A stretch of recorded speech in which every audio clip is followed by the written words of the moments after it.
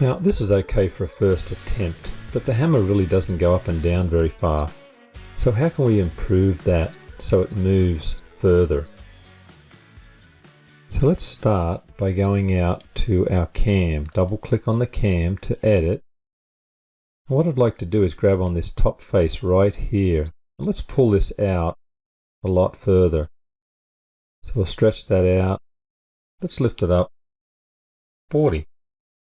And we'll close and return. And let's run this again. You see the hammer goes through a much longer stroke.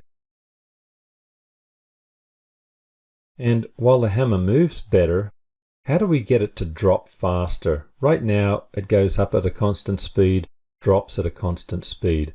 We want a fast drop. So to do that, let's look at a different cam. I'll start by deleting the current cam. Just hit delete. Then I'll go back to my parts library. And I'd like to change from this folder CamHammer1, go up a folder. And in my class files, I'll see another folder, Cam Types 01.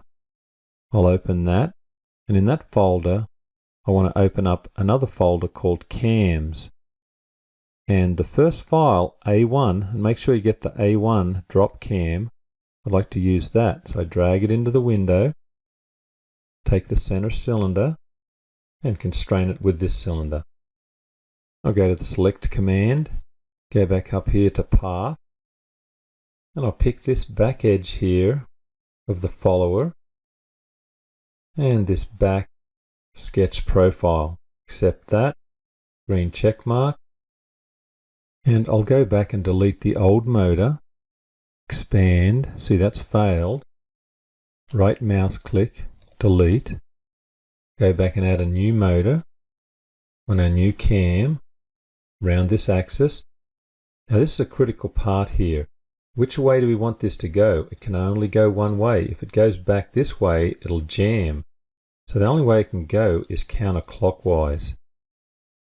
So let's increase the speed, 444, tab, and hit finish.